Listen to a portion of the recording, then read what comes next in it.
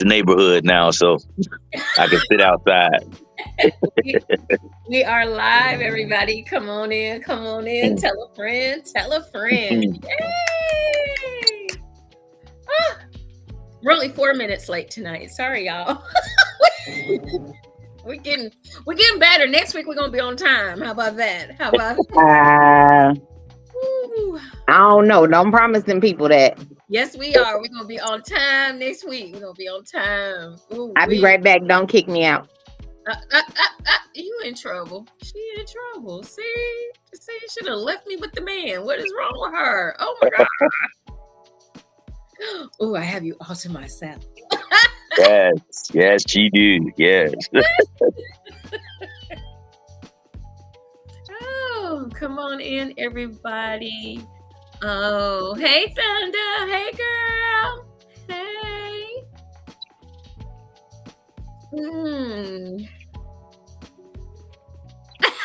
She said, handsome face. I had to go make sure people could see it on my page, you know. Hey, Lady V. Hey. Hey, Lady V. Hey, Thunder Kid. Yeah. I'm surprised you ain't sleep yet, Thunder. Auntie be in bed early.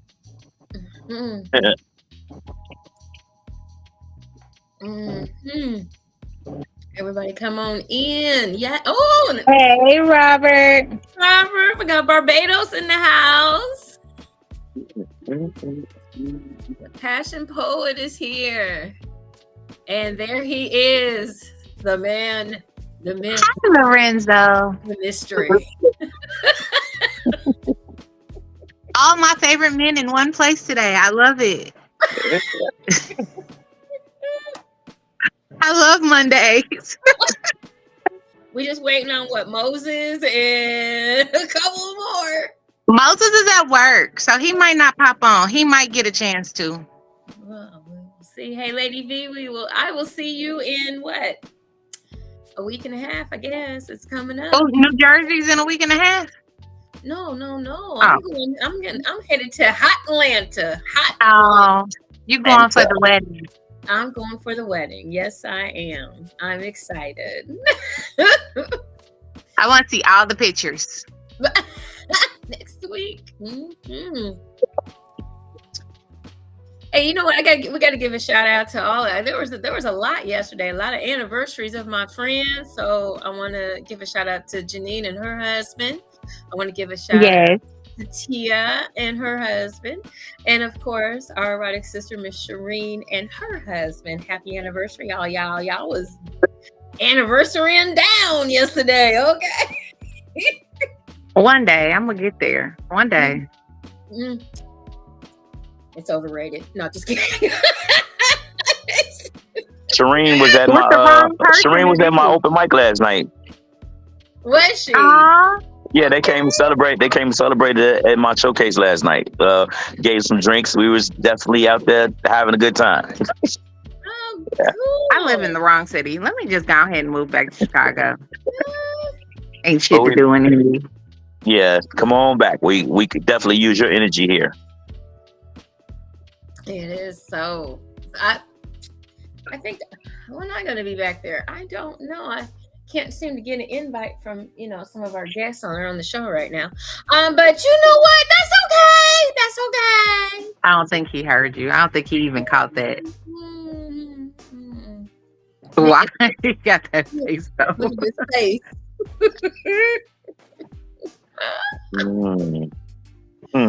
Passion says, you know what? I wanted to thank EE for getting me back on the stage. I got called to perform June 14th here. Woo! Nice. Congrats. Yay! Congratulations. Yay! Yes. I will say this. The male poets, the three of them showed out so much. And the young lady that showed out at EEE, I done started writing again. So we gonna figure this out and get it together. I'm gonna get some coaching from my friend here on the screen. Have him read some of my stuff. All you just do is let me know. We can get this thing started. Yeah, because y'all got my juices, my brain going again. Okay. right. Well, with that said, why don't we go ahead and get started for the evening? Because Yep.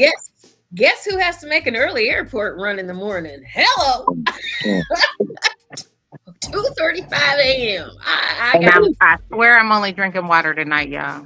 Yep, that's all this is. It's only water, y'all. Hey, Nathan. Hey. So we are excited tonight. Myself, we want to let me start at the beginning. Let me welcome everyone to another marvelous Monday on Juicy Tales Erotic Chat. I am your hostess, Ms. JewCee. And of course, I could not do this show without my melanated queens. However, we do have one that is on hiatus for right now. And once again, we are still asking everyone to please send up your prayers, your well wishes for Siren and her family as her husband is battling some aneurysms. He still has another surgery to go. He's come through the first one with flying colors. We have another one to go to get 2 more of them. So please keep Siren and her family in your prayers. We really, really do appreciate it. And if you would like to make a donation to her, you can hit us up right down here at the bottom. You can see it. It's scrolling across. Support for Juicy Tales Erotic Chat. You can cash out Miss JewCee and I will forward it on to her if you would like to help. This has definitely been a financial burden on the family because this was very, very unexpected. Very unexpected. So once again, guys, please keep Siren and her family in your prayers. That's what we ask. And our other beautiful melanated queen is right here. We have Miss Purple Rain in the house and below, filling in tonight and joining us as our special guest this evening. Man, did he throw down at EEE? Okay, did he throw down at EEE? We have, oh my gosh, one of my good friends and one of the nastiest erotic poets out there. Nasty in a good way. Nasty in a good way. Way to clean that up. Way to clean it up. Let me fix that. We have Mr. Hood Rays in the house. So yay! Yay! Thank you. So, how are you, sir? I am maintaining. To be honest, I had a lot going on in this last month or so. Um, Blessings, a lot of things that's positive. It's just enduring a lot. I have officially 3 graduates this year. 3, and from 3 different levels. My oldest just got a master's degree. Then my son last week just graduated from high school, and then my baby girl graduates from 8th grade Monday. So like I've been in full daddy mode and working like a Yay! Hebrew. Yeah. Oh, Congratulations, sir. Thank you. Thank you. That is proud Papa right here. Proud Yes. Papa. That was me last year. I swear. I'm glad they got 7 years between them because ain't neither one of them graduating at the same time. Mm-hmm. So I was tired. I'm done. Oh, I'm done. As soon as this other one gets done, he got 8th grade and high school, and then I'm done. You're not done, honey. You're not done. I'm done.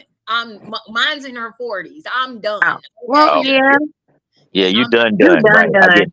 Yeah. I'm done. Exactly. Exactly. So just saying. Woo! Okay, I've been to purgatory and back. Yay! Not that she called it purgatory. Purgatory, right. I caught that. Like, wow, okay. Purgatory. Hey, Twink. Hi, Audrey. Welcome. So, everybody, we're gonna have a great convo tonight. It's gonna be deep. It's gonna be deep. It's gonna be deep. But you know what? That's what we're here for. We're here for all of it. We're here for all of it. So tonight, Miss Purple Rain is gonna take the lead. I'm gonna take notes. I'm gonna be in the conversation. So I'm gonna let you introduce the segment, and I'm gonna shut up. Okay, so amidst all of the stuff going on in pop culture with some of our favorite artists being called different levels of not good things, Mm-hmm. from R. Kelly to recently Drake was placed in that category, to the cases with Diddy, to people bringing up in pop culture um, different relationships, celebrity relationships we've known from our childhood. I'm 40, but that stuff was during my childhood, my teenage years. It has called into question some things about some things that happen in Black culture. It happens in all cultures, but in Black culture, we tend to overlook it. Um, and on this podcast, I have before talked about female grooming and molestation of young girls, mentally and physically, but we never talk about our boys, our young Black boys. So Mm. I wanted to bring the conversation to the forefront because a lot of times we overlook our boys and we make it a passage to their manhood. Mm. I know a lot of Black men that at 13, 14, 15, they were told attaboy because they slept with or got hit on by an older woman. Whereas when it happens to our women, our daughters, now a lot of times with our daughters, we say they was being fast. But either way it goes, there always seems to be the wrong conversation when it comes to our young boys and our young women, but especially our young boys, because we make it seem like that's their right or their passage to becoming a man. Mm. And we forget that it's still grooming and that it's still molestation. One of the things that brought it to my attention amidst all of the things with Diddy, a conversation was brought up on social media about an R&B singer that was signed to Death Row named Danny Boy. Mm-hmm. He had done a bunch of interviews in the last 2 years, and he had made it known that he dated Mary J. Blige. He was 15. She was 24. How was that a relationship? And we just kind of overlook that age gap because he was a male child, he was a male and she was a woman. There was a teacher, I don't know where she lives, and I want to say it's Georgia, but she was a cheerleading coach and she was TikTok famous because of her cheer squad. She just recently went to jail for having a relationship with one of her 15-year-old male students. Again, whenever it's men that do it, we're ready to bite those men heads off or call those girls fast and say they knew better. They knew what they were doing. But when it's an older woman with a young man, it's, oh, he's a man. He's supposed to do that. That's a Mm. good job. And not realizing that at certain times, it can probably mess with their mental. I mean, Tyler Perry has spoke on it, and how it affected him both mentally and physically, and more mentally because of how he stayed away from relationships for a long time because of the things that were done to him by female friends of his family or female family members. And Mm. even when he was telling his truth, people would be like, "Oh, suck it up. You was a boy. That was supposed to happen to you." So what do you guys think about that? Well, allow me, um, as a survivor of this very topic, and I use the word survivor like with pride, as an overcomer of it. The very scenario you just laid out um, described my preteens. Um, I was 12 years old, and I had a full sexual relationship with a 27-year-old woman who was the who's actually my little cousin's mother. And those very things happened. It was I went to my mom, told my mom about it because I felt like it was inappropriate in some manner. My mom didn't believe me, so first my next order of business is to go to the surrounding males in my family or in my particular village, and everybody encouraged it. Um, I didn't realize that I was being raped or sexually assaulted until I was an adult and I was a father. It happened for the full. I want to say it happened for the full summer from when I was 12, going into 13. And the only reason it stopped is because uh, she got busted in the act one time by my cousin who she was actually engaged to. And by that time, the act itself had occurred probably 30, 40 times. So it isn't at this point it's routine for me. Um, Mhm.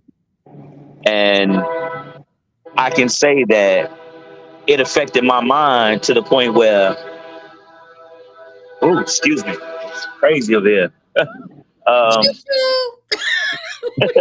Clear the um, I can say it affected my mental uh, to the point where, for the longest, by default, I separated love from lust, um, relationship from somebody I was just physically involved with. Um, and the idea, because as even though I had prominent male figures in my life, my father, my uncles, my big cousins were always around. We never spoke a thing. We were actually encouraged to Mhm. pursue sex in any shape, form, or fashion from the moment we hit puberty. You know what I mean? You turn in 12, we were trained to be sexual people. Um, Mhm. and the idea of being sexually misled, taught some of the wrong mannerisms, the wrong actions, to be involved in an inappropriate relationship, that wasn't taught. That's something I learned as well. Again, I was 19, about to become a father. That's when the instincts like, hey, if anybody ever touched my seed, the things I do to them, I was like, well, that was happening to me. Mhm. I didn't know that it was a bad thing. And I feel like the village, the men, and as well as the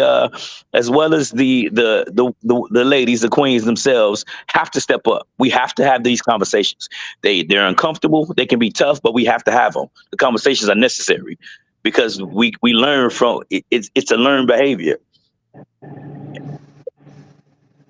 Um, First, I want to say on behalf of women, I would like to say I apologize to you for what Right.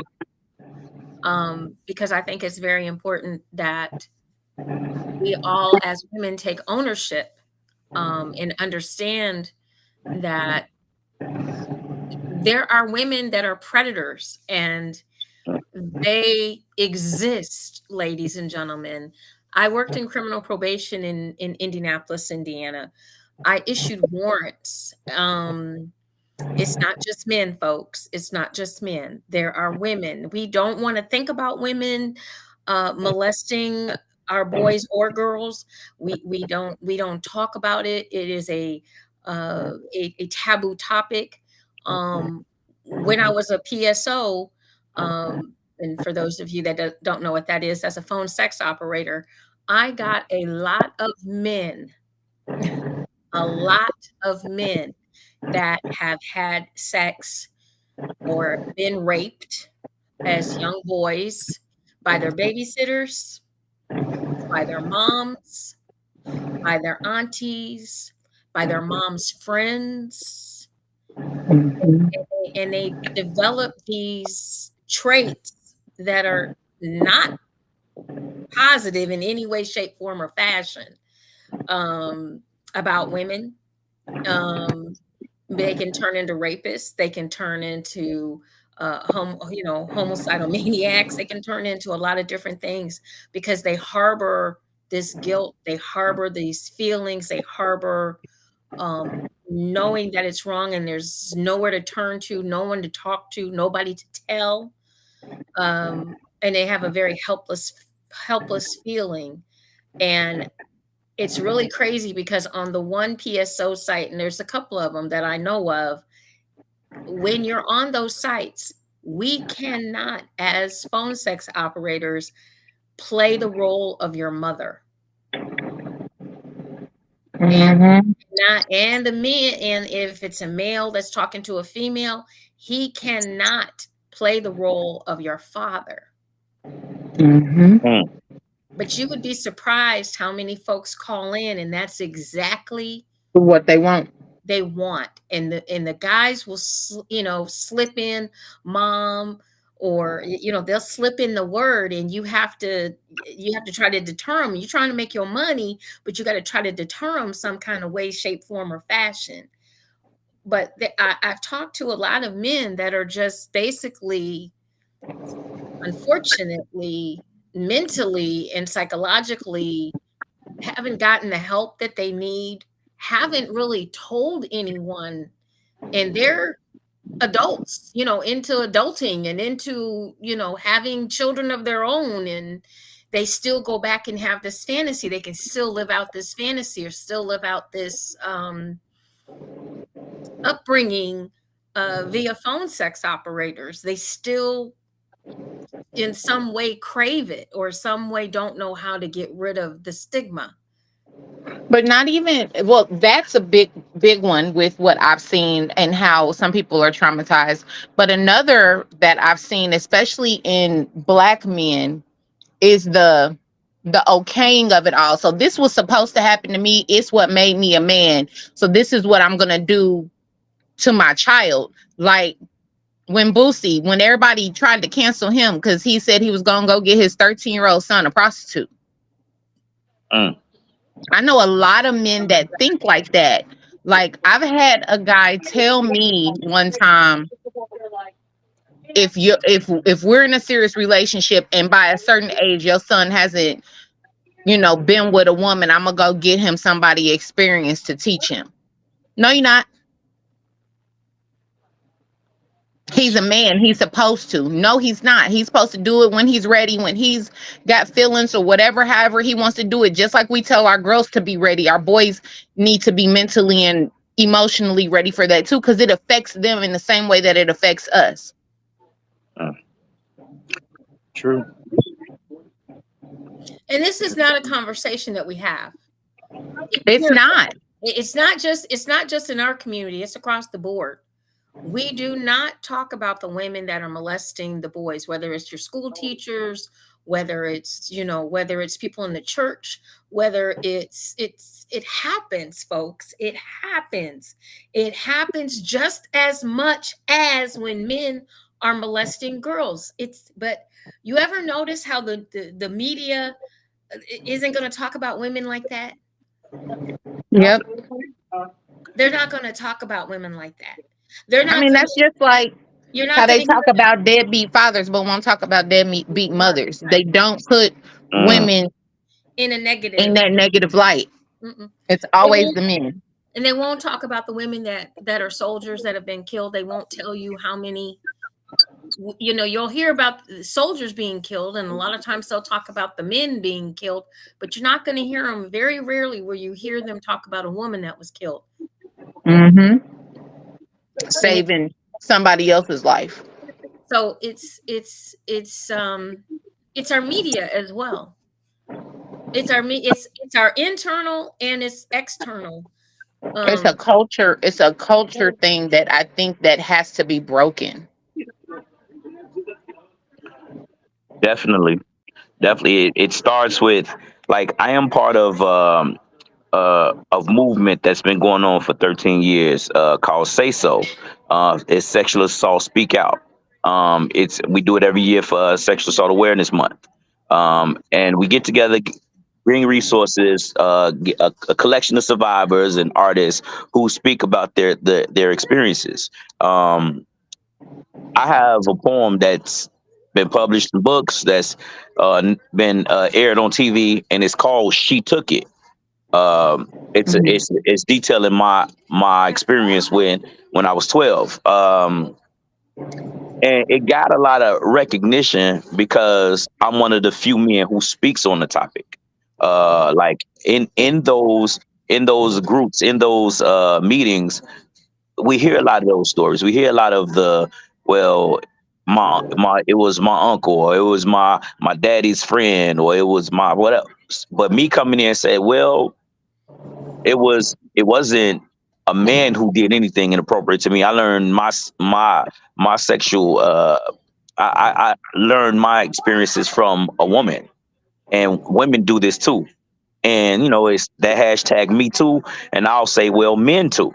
It happens to us too. Mhm. And that it's rejected by the masses, I can say, because it seems to be taboo in a lot of conversations for a woman to be capable of doing such things. But there is there's so many experiences that I can detail, that I can, from the guys that I've been around, from the people that I've been around.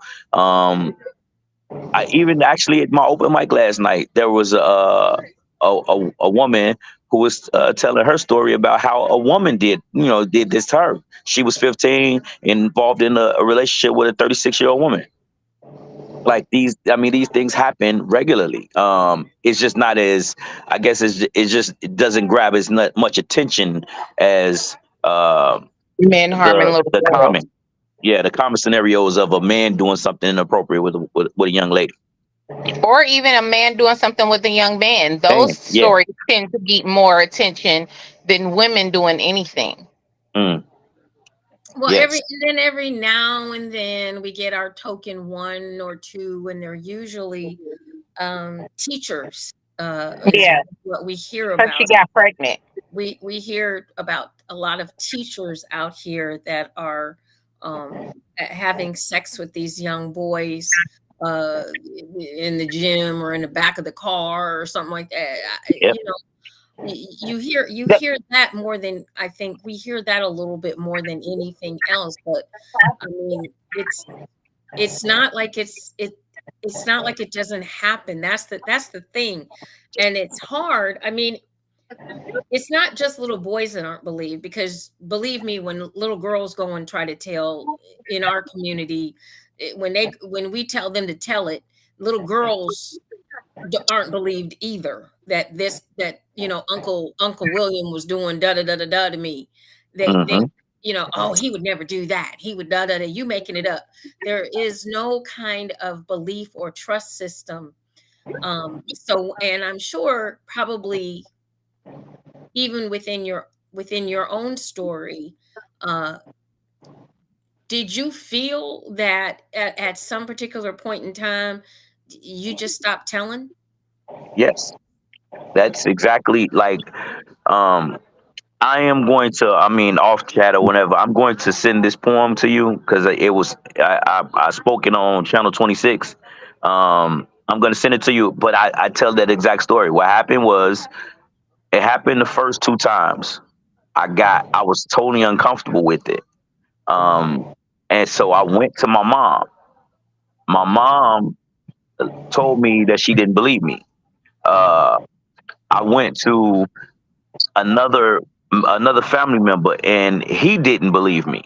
But then when I went to my peers, my cousins that's a couple years older than me, and my friends, everybody was just like, well, what you complaining for? Like, this is what it's all about. You supposed to do this. I wish it was me. It became a rite of passage. It Right. became a, hey, you the man. I was encouraged to do it. So I took on the identity like, hey, I guess this is what I'm supposed to be doing. Uh, and I didn't trust talking to any of my quote unquote elders. Protector. Right. Yeah. Hmm. I didn't trust them at all. Right. And you lose that. You lose. And I mean, I was molested by my brother, and I was molested by a neighbor. Um I didn't dare tell my parents because my brother was the prodigal son. Mm. You know, I was just cute. That's it. No one in my family expected me to do anything. They didn't. As a matter of fact, after my parents died, they didn't even expect me to graduate high school because she's cute. I could twirl a baton, I could dance, but this, no, no, that you know, she's just cute. So how do you figure out in your mind? You start to believe what you hear, what you see, what you that you respect keep saying to you. You start to believe it. You start to live the lie, so to speak. Mm. Go along with it so that everything is, you know, like this. Copacetic. Yeah. Because you don't want to rock the boat. You don't want to what do you say? What do you do? You create a safe space within that trauma. It's unfortunate. Yep. It's You do. it, it, You definitely do. I mean, I have my experience too, and I don't talk a whole lot on it because I'm still not believed to this day. Um, and but it has garnered the way that I raise my children and how I guard them from certain people, certain experiences. Um, yeah, a lot of things my kids get to experience and they're latchkey kids and you know, they pretty much have their freedoms, but there's a lot of things. My house is the house that all the friends come to for that very reason. I don't let my kids go spend the night nowhere. mm, I'm the fun parent. We gonna hang out at my kids' house. My kids are like, no, mom, they can come over here. I'm Mamas is calling me talking about you sure it's okay? They can come over here now. They can come over here. mm, A mm. lot I'm of it that mom. also a lot of it also is I think it's fear that a family it's a lot easier to brush shit under the under the rug, you know what I mean? It's a lot easier to do that than it is to actually face the evil.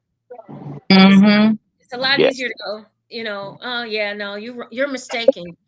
Could you have misunderstood? Could you have misread? Could you have you know, could you have And I get it. Nobody wants to believe bad things about people in their family, but it only takes 2 seconds to pay attention to your child's actions. Hmm. Two Agreed. seconds. You know, especially if you know your children, you know when something's off. now I haven't shared this, but I'm going to share this tonight because I think it's appropriate. So, a lot of you know that my daughter and I were very, very close, and we are not speaking to each other, haven't spoke to each other really in about 2 years.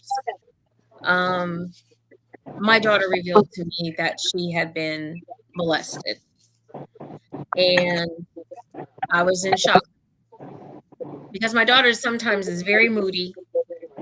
She does not come to me to talk to me. She will talk to everybody else, but she doesn't talk to me. And so by the time she gets ready to talk to me, everything is kind of bottled up and it just kind of explodes. It just kind of goes haywire. So when all of this came to light, I asked her, what do you want me to do? Because this has been a long time.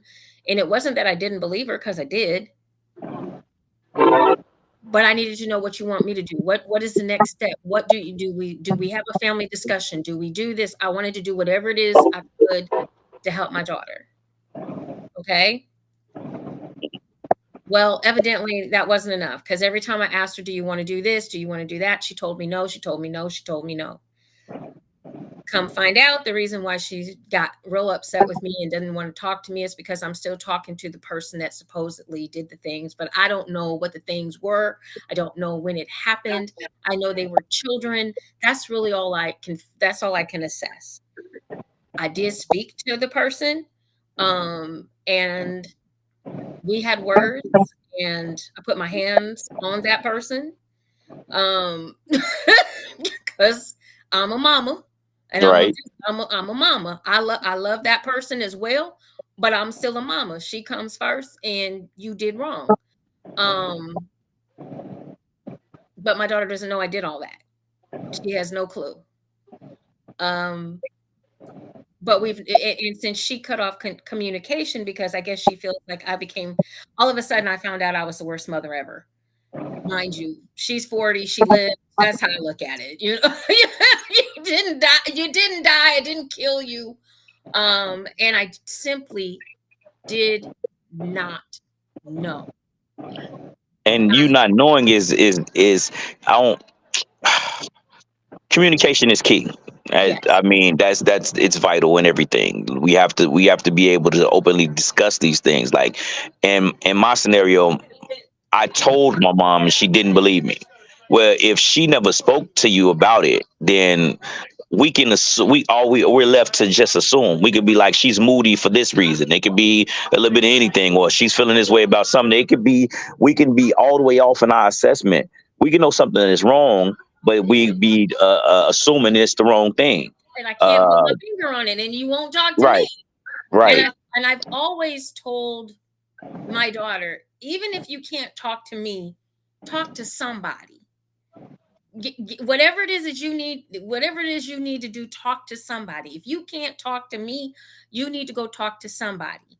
And so I guess some of this came up in therapy with, she's military, former military, and I guess all this came up. So once again, I'm the last to know.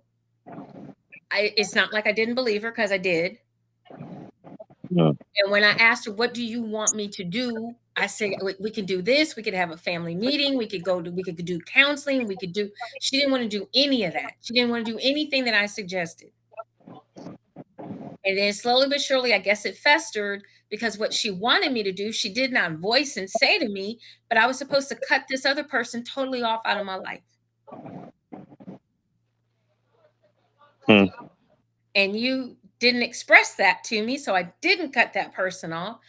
And I still haven't to this day. We have talked. The issue is not me. The issue is between the two of you.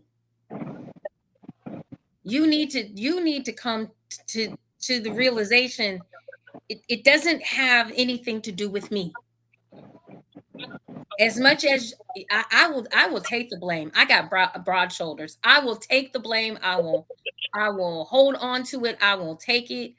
I'm not going to bother you about it. I'm not going to bitch, moan, and complain. But at the end of the day, it is not my burden to carry. I'm here to support you in any way that I can.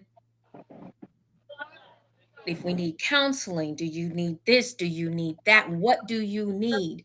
But if you can't open your mouth, and that's a lot of people in the same position, if you want help, you got to talk about it. Absolutely.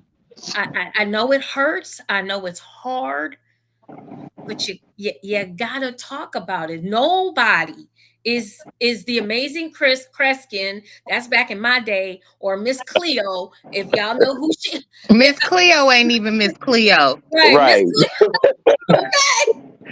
Oh, call me now. Right. Make sure you call. Wow. $1.99 a minute.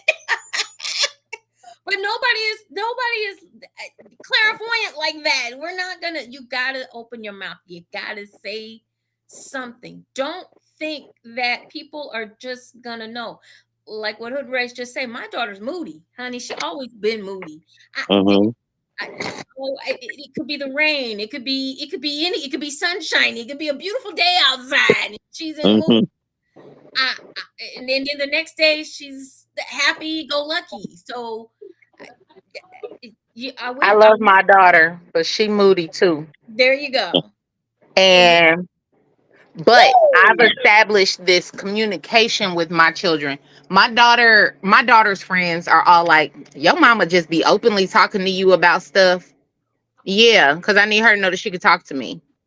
Yes. You and your Love mama that. talk about sex like y'all having a regular conversation, because it is a regular conversation in my house. Mm. And It's a regular conversation. My daughter is 19 and engaged. When she's got questions about that part of her life, I need her to be comfortable enough to talk to me because she's now a woman. Yes, you're my daughter, but you're now a woman. Right. And I'd rather you come and talk to me and tell me if something happens so I can help you rectify or fix the situation. I can't fix it if you don't talk. If you don't talk, exactly. And I think one of the reasons, like, people tell me all the time I'm crazy, but I think one of the reasons why my daughter is 19 and has not gotten pregnant, whereas 3 to 4 or 5 of her closest friends all have children, is because we have that conversation. Yeah. She knew to use protection, and she knew to ask me for birth control. She knew that she was allergic to latex because we have those conversations.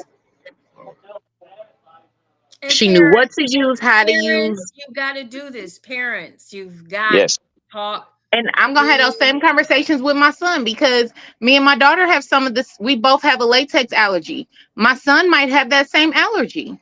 I can't sugarcoat that shit. Those are conversations that have to be had because I now have a 13-year-old. Mm. It's important, and and stop relying on health education class, because health education classes should get an F, because We say that all the time. They're horrible. They aren't They the teaching. reasons our girls are pregnant all the time. Right. They're teaching you exactly how to get pregnant. Insert here. Okay. Hey, and there you have it. It's not teaching you about oh yeah. By the way, you might want to put a condom on. I mean, come on.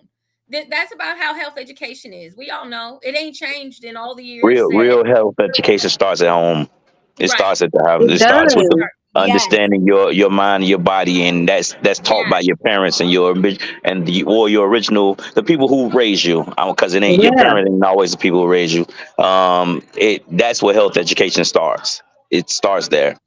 Yeah. And that's exactly why I am the way I am with my kids. My kids be acting embarrassed and don't be wanting to talk about it. And my son be blushing because he's 13. He's still a kid. But there are kids in his class talking about relationships and talking about sex. Like, so I have those conversations with him because I don't want to be a grandma and he's 15. Get it? Right. I'm 40. I have friends that when I was in my 30s, we were 35, 36, they were becoming grandmothers.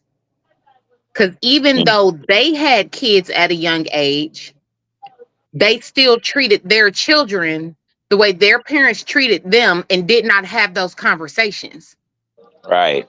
How, as a teen mother or father, don't you have that same conversation with your child to keep them, to make it so that they break that cycle? Because a lot of them, you have to understand, I can answer that. Pick me. Because they don't know how to have the conversation because they never had the conversation.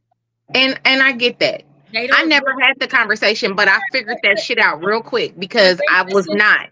But I was determined to break the cycle. But you have to understand, there's a lot of people that are not. They are not. Let me tell you what is teaching their children: cell phones, the internet. Yay! Yeah. That is now the babysitter. That is now the educational component. That is now where they're learning how to have a relationship. And we got these girls out here thinking, first of all, they can't rub 2 dimes and a nickel together to make a solid quarter, but they want a 6-figure man.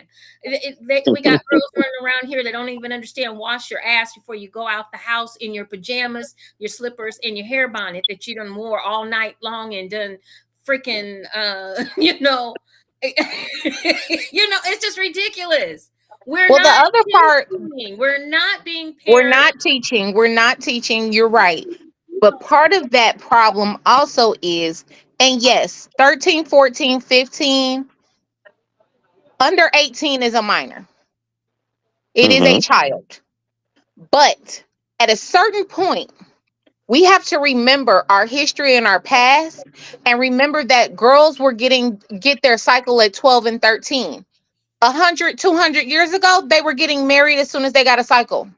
Yep. Mm-hmm. So they can still get pregnant. So when those things occur, yes, you need to have age appropriate conversations with your children, but you still need to have the conversation. People want to coddle their children because they're minors, and we have this space where, oh, they not grown, but then they turn 18 and you've never had the conversation, and then shit happens, and then you want to get mad at your kids. But it's not even so much. It's not even so much coddling. It is. I mean, from the perspective of, I have done this for, I'm going on 37 years. I've sold adult Mm-hmm. toys, novelties, and lingerie. It has nothing to do with coddling. What it has to do with is fear. It's a lack of knowledge. And it's a learned behavior. Yeah, you're It is absolutely right. learned behavior. And in order to break the cycle, you have to understand that you're doing something wrong. They don't see it as doing something wrong because why? It's a learned behavior. It's generation after generation after generation after generation. And they're not going to have the conversations. They expect people like myself or like you to have that conversation with their children because they don't want to be responsible. Right. But it's they've established a comfort in the unknown. Exactly. Like despite the fact that we've all walked some of these same paths, we it's not we're not conditioned to pay it forward, even though we should, especially with our own children. Like it should be like I'm the type of father I am because of the type of father that I had. But I had an amazing father, but when it came to conversations like like sex and things like that, again, I told you they didn't even believe me when I told them about what was happening with me. So, and I think it's because he was never taught that. Like I mean, my father became a father. My oldest sister, he had my oldest sister when he was 16. So like it wasn't like it was frowned upon. It was again, it was a rite of passage. Oh, had a baby early. Mom, he was 16. My mom was 16 when they had my sister. So like things are we're not taught to do better. But Mhm. where does it begin? It begins with us breaking the cycle. It starts with now. The minute you see that something is not right, you have to be comfortable enough to have that uncomfortable conversation. Right. Right. And a lot of people won't do it. Hmm. They're not gonna attempt. They will send. And I'll give you guys a scenario that happened for real. When I was in Indianapolis, I used to work for the Parks and Recreation Department there, my first 3 years there in the city. And I had a group called Sisters with Pride. It was a girls' club. And because of my background with my health education background, I we had permission slips and everything by the parents, and I was going to talk to the girls. We were going to be at my apartment for the weekend, and we were going to talk about different things. But one of the things that we were going to talk about was sex. Now I had to have the permission slips in order to talk about that. Honey, I had 20 girls in my apartment with permission for Hmm. me to talk to your children Right. about sex. Because guess what you're not going to do? You're not going to talk to them about sex. You're not going to talk to them about a relationship. You're not going to do it. And if you do, it's the short condensed version and it's not very in depth. But Yep. It's filtered. it's right. And then because you feel embarrassed. And Yep. until in this country we feel comfortable talking about sex, like myself and Purple Rain and you, we still going to have the same continued result because we are not willing to change. And that is the problem. The problem is that people are still hung up on some antiquated bullshit, and we still are not talking to our young people, and we're still not even comfortable, even as adults. Let's just be honest. You guys were in the room. You were at EEE. You could see some of the faces, and when we started to do stuff, you see them like, "Ooh, I don't know if I want to do that or not. Should I do Yeah. that? Should I?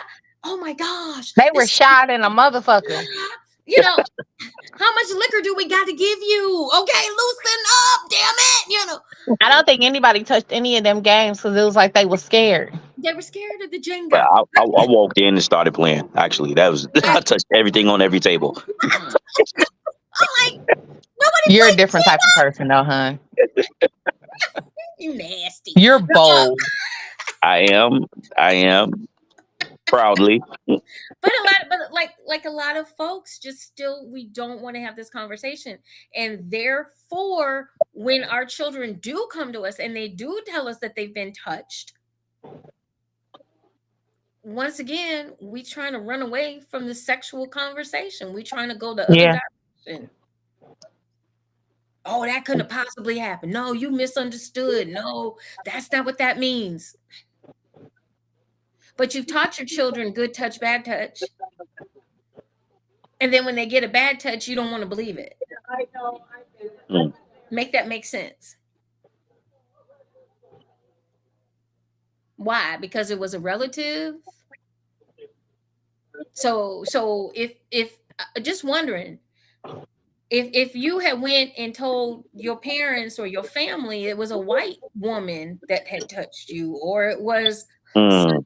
somebody that wasn't, I bet all hell would have broke loose.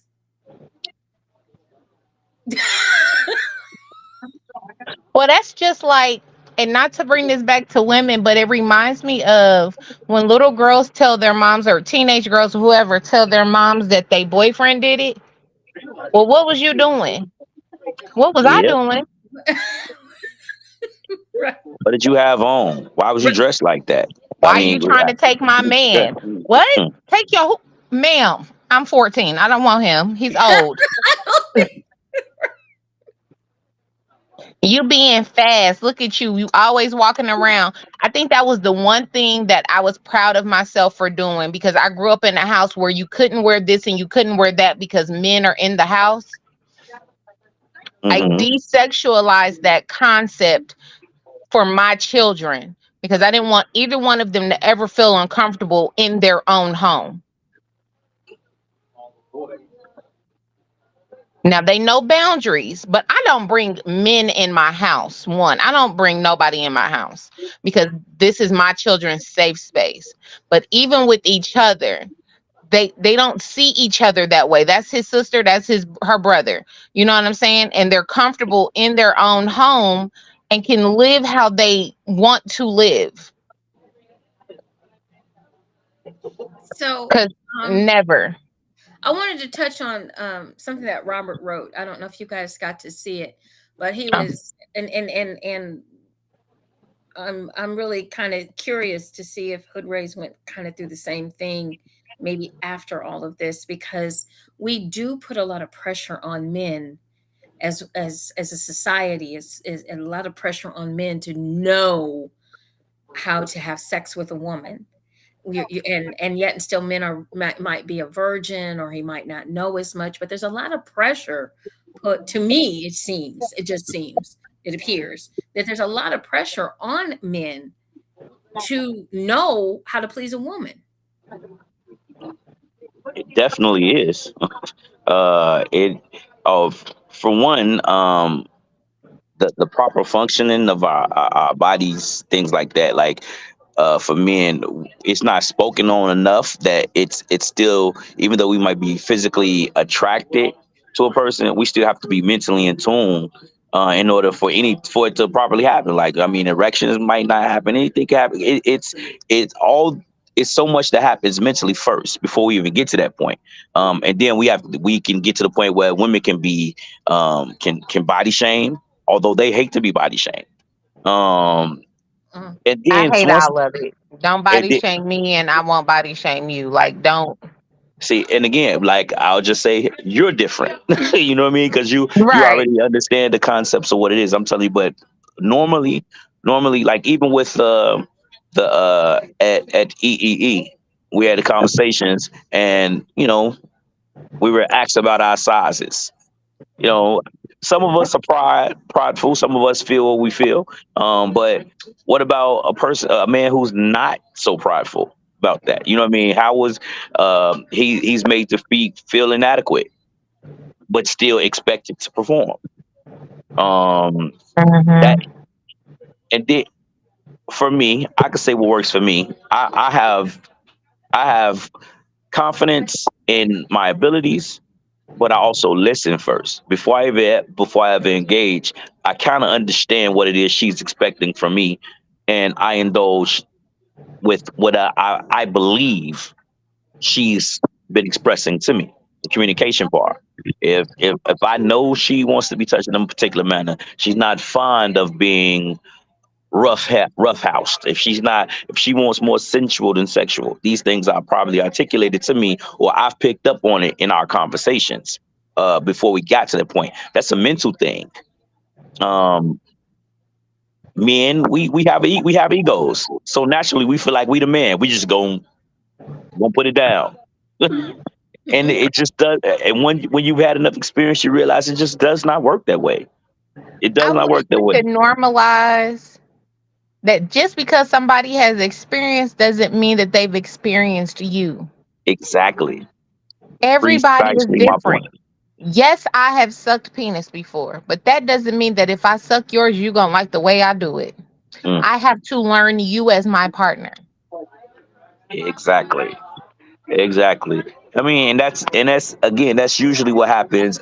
I'm pretty sure we've all had those scenarios where that first time was awkward and we didn't know what we was feeling when it was done. Like, but then the second and third time got way better. You know what I Right. mean? Yeah. Because we had to walk it. We as men, we walk into it knowing, we're assuming we know, instead of listening first, Right. learning first, and I then was going to say, indulging. I had to learn a long time ago that the first time you sleep with a man, he's more than likely going to come fast, and that is not a reflection of anything that you're new to him.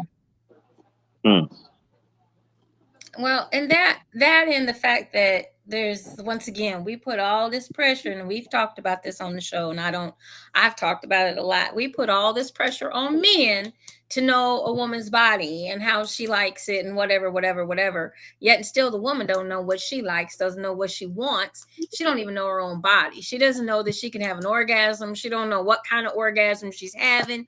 She doesn't know that she can have multiple orgasms. She doesn't know anything about her body. She doesn't know what arouses her, what doesn't arouse her, but yet and still you put all this pressure on. We have been indoctrinated to believe that we should put all of this pressure on a man in order to please us. And yet and still a lot of women are not satisfied and they're not pleased at all. But they go along mm, with it because we've been what? Taught, Indoctrinated. taught mm. to do this. And conditioned. We're conditioned in a learned behavior. Yep. Because we don't want to, like you said, men have egos. Oh, we don't want to, we got to make sure we're We don't want stroking. to bruise his ego. We don't want to bruise his ego. We don't want that. We want to make sure everything is nice and calm, and meanwhile back at the ranch we're not satisfied. We don't even know what satisfaction is.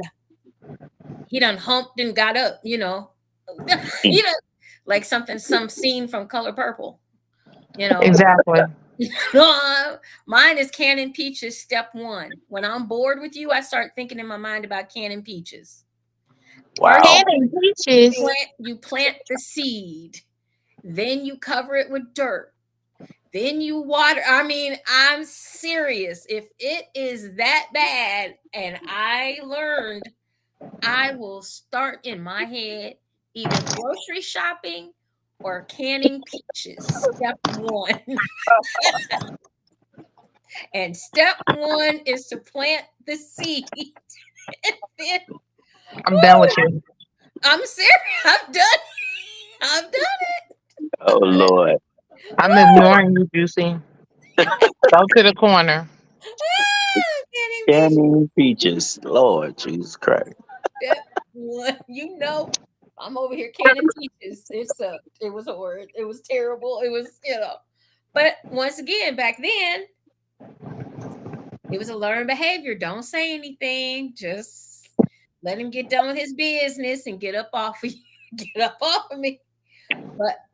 After a while, I learned. I did. I taught myself. I learned. No, this you ain't hitting the spot. You're not even getting close. Hey, Mark. Hey, You're not Mark. not nothing. You're not even in the ballpark. I had one guy talk about, you gonna call me? No.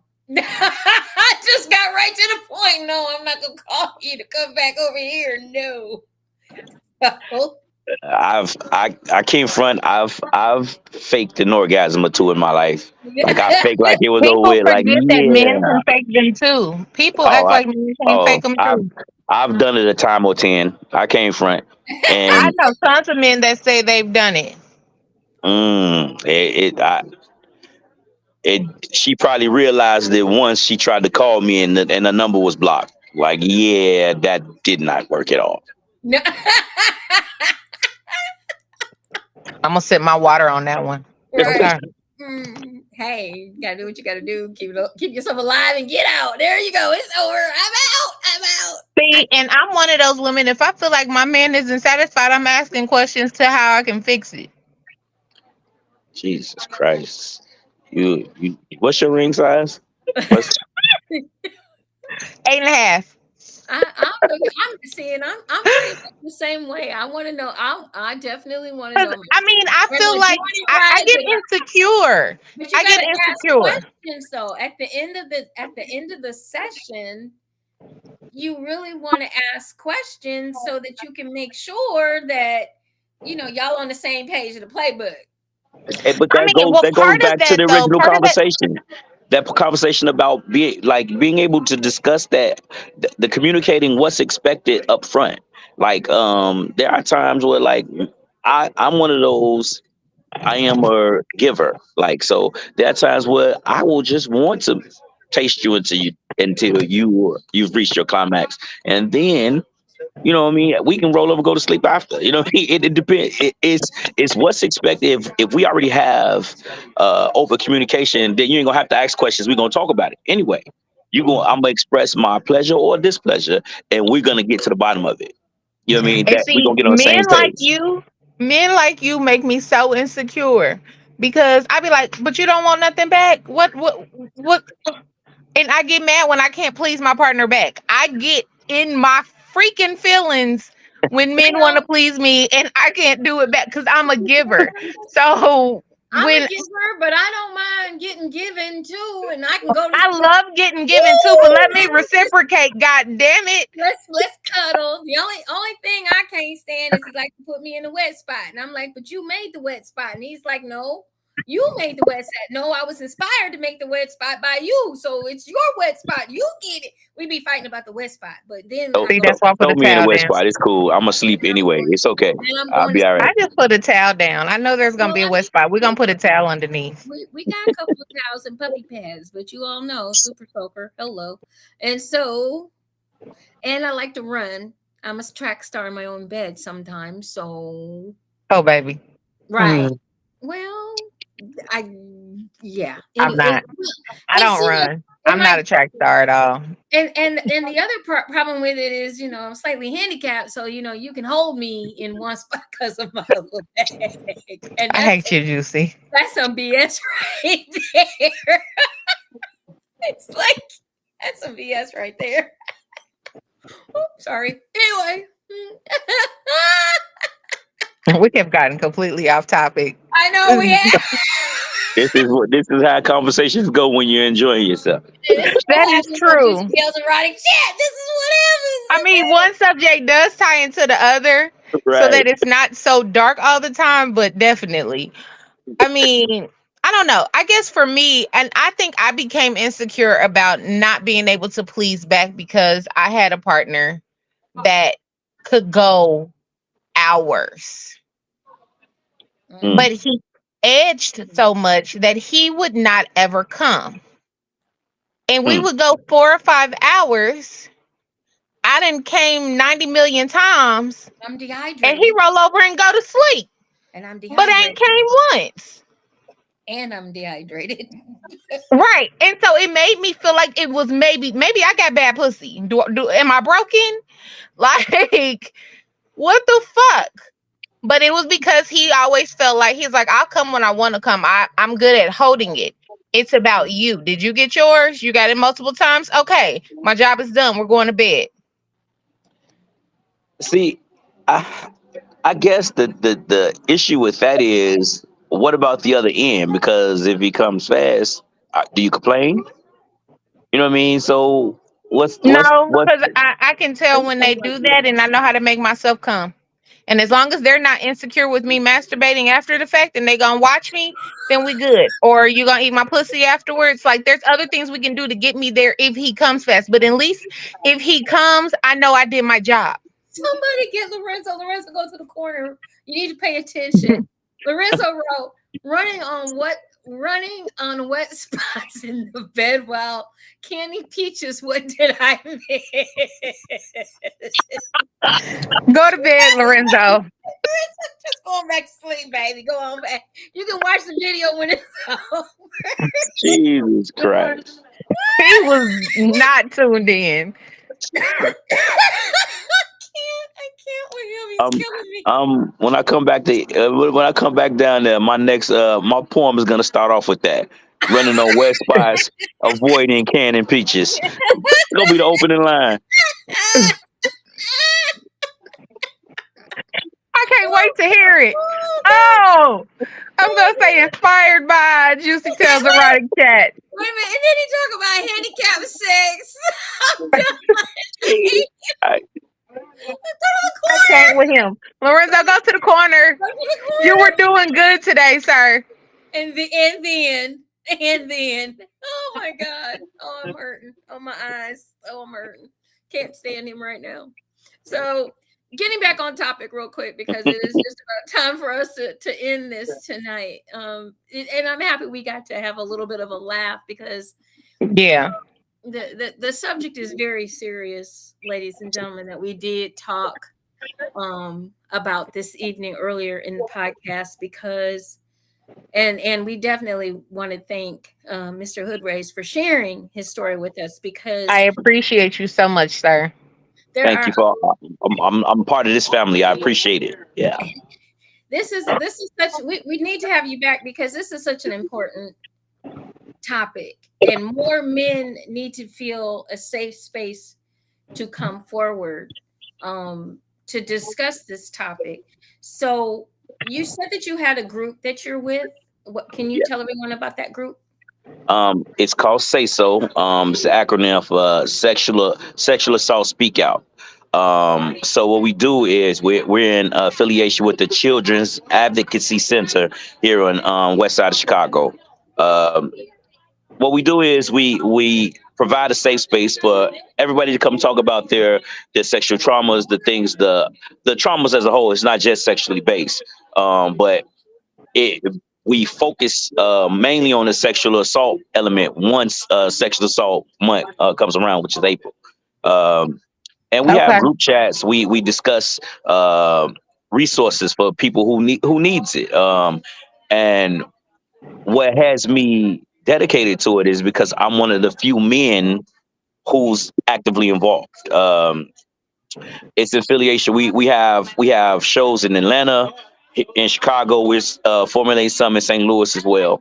Um, and as a group, we if you need shelter, if you need advice, if you need just a ear, if you need to be removed um from your situation that's caused you the trauma, what we do is collectively get together, get the resources to make sure that you're comfortable and you're safe. It's the head of the program. My name is Wendy Jordan. Very powerful, very strong sister. I'm a huge fan of what she does, and she recruited me to be part of it because she heard my story 13 years ago. Definitely. We definitely want to keep in touch with them. We'd love to help out in any way that we can. Love to have her on the show to talk about this organization, because it is so important and so needed in our community Mhm. and throughout the community. Because this is definitely a topic we don't talk about. Mhm. And we got to stop it. The way to make this actually stop is to reach one, teach one, and to start to believe, even if, some kids cry wolf. I get it. I Yeah. understand. I understand. But you still need to take the next step. You need to find out the truth. Don't just sweep it under the rug, because it causes irreparable damage, and to the child, to the family. Um, and the most important thing should be the child. Um, Getting them out of the situation, getting them in a safe space. That should be the top priority, not how, Getting them the mental health. and the physical health that they might need. Yeah. Yeah. Um, it's not about you. When your child comes to you, stop acting like it's about you, because that's what you're acting like, folks. It's about, oh well, you're offending me by saying. It's not about you. Get you out the damn way so that you can hear your children tell you what is going on. Yes. Agreed. Get you out the way. Move. What's that other one? Move, bitch. Get out the way. Get out the way. It's just you gotta stop. And Mm-hmm. we do it to ourselves, and a lot of times within our community, you all know we got to keep secrets. What happens in this house stays in this house. Yep. Hmm. Don't tell anybody our business. Yep. Hmm. We got to stop that. Don't be getting no people involved in our family business. We don't need them in our mess. You got them nosy folks. People calling people nosy because they care for the well-being of the child. No, you're not caring for the well-being of your child, so somebody has to. Yeah, this is it's definitely something that we have to pay attention to, and we definitely have to pay attention not just to our little girls, but to our little boys as well. And predators come in all sexes, folks. Stop thinking it's just men, because it isn't. There's a lot of women out here that are predators, and they're predators just like men are. They go for little children. They intimidate them. They make them feel less than. They all the things that a male predator will do, a female will do as well. Yep. Absolutely. And they do exist. Okay, they do. I worked in criminal probation. They do exist, and it's not a little bit either.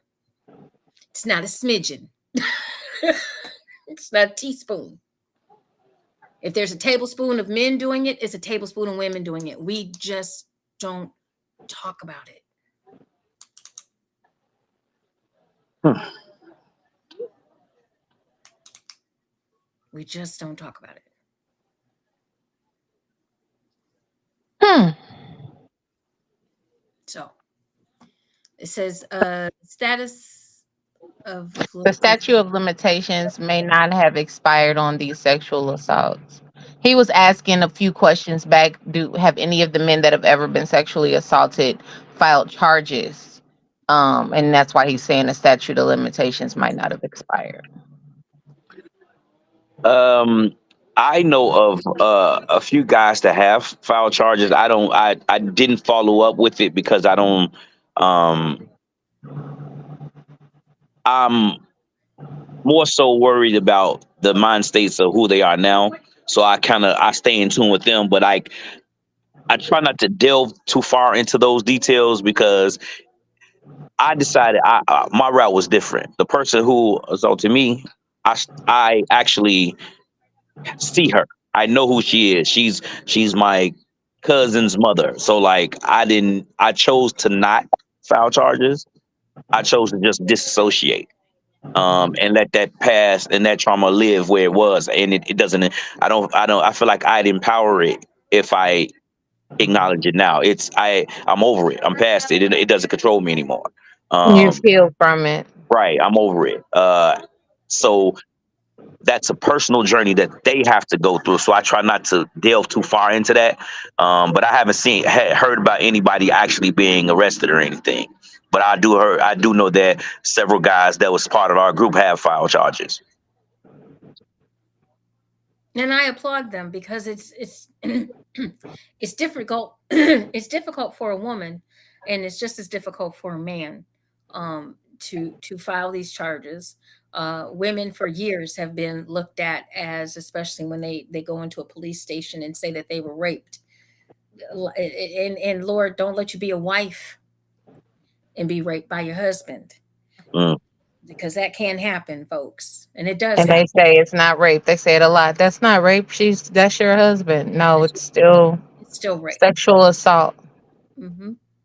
So No means no, regardless of who the person is.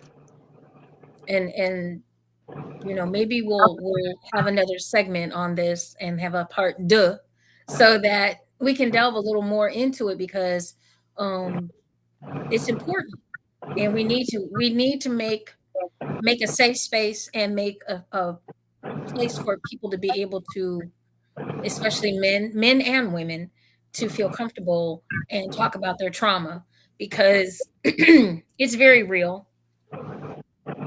And um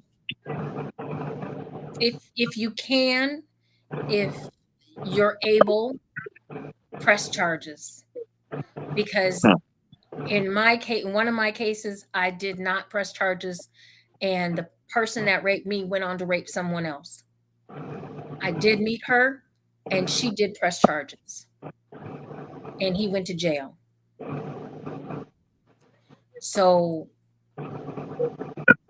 if you are able to, it's not a it's a tedious process, but it's a process that possibly can save somebody else from, because a lot of these people, I don't think everybody's heard me. I have called these women exactly what they are. I have called the men exactly what they are. They're predators. So if they do it once, they'll do it again. Yep. I agree. But you have to do what you can do for yourself. And if you're in that situation, tell somebody and get away from it as fast as you can. As fast as you can. So, Mr. Hood I love you. I Love love you too. I love I love you, Bookie. Uh, you already know. Hercules. We're family. Love you. We are. Can't wait to have you again for our wonderful, oh gosh, you guys, we've already released the sponsor packets for the Ebony Erotic Experience, the Day of the Dead, your erotic rebirth. That's the name of the next event, November 1st and 2nd. It will be held here in Cleveland, Ohio. Tickets go on sale June 15th. So you'll be able to get your tickets. We'll be able to announce all of that. So we'll be able to tell you where to get your tickets. We're working on that part. We may or may not be on Eventbrite. So we'll let you guys know that for sure. To get your tickets. But it is open to 50 people only. So you Mm. don't be oh, I got it. Da, da, da, da, da, da. We will have an early bird special, but it will end, and we will continue to have a great time and have as many people sign up for it as we possibly can. But we are looking forward to it. We're going to have Mr. Hood Raised in the house again hosting. Yay! I feel special. He's going to come host. He did such a great job. And you got to bring my girl with you again. Sounds like a plan. Sounds like a plan. And we're going to have some fun. So tell everybody how they can reach you. I am Hood Ray. Well, Ali is my name. Hood Rays is my stage name. You can find me Hood Rays Poetry everywhere. No crazy spelling. HOODRAISED. Hood Raised Poetry everywhere. I'm a 3-time published author. I'm a 5-time award-winning spoken word artist and host. When it comes to this art, I believe in putting the art over the ego. So whatever's needed, whenever I'm needed, I try my best to show up. I And he does show, appreciate you. and he shows out. Okay. Shows up and shows out. Ladies that missed EEE, the floor was wet. When I told y'all the floor was going to be wet, the floor was wet. We had 3 of the top erotic poets. 4. Actually, we have 4. Because my girl laid it down. Okay. She represented for the ladies. She shocked the hell out of me. She really did. She was so damn good. I'm like, what the? She was holding out. I mean, you can tell her I said that too. She was holding out. So make sure you get your tickets. Be in the house. You don't want to miss anything. We're going to have a good time. And to all of our comments, we thank you guys so much. We can't wait to do this again next Monday night. Okay, we're going to be right back here. Love y'all. Thanks for showing out. Cannot wait to do it again. Next Monday night, we'll be on the air 9:30 p.m. Eastern Standard, 8:30 Central, 6:30 for our folks out on the West Coast, and for our family in Barbados, we are on the same time Eastern Standard right now, so 9:30 p.m. So make sure you come back and stick and stay and join us for another Juicy Tales Erotic Chat, some more adult conversation for myself and Miss Beautiful Purple Rain and our special featured guest tonight, Mr. Hood Rays. Remember, enjoy, enlighten, and embrace eroticism. We're out for the night. Yeah.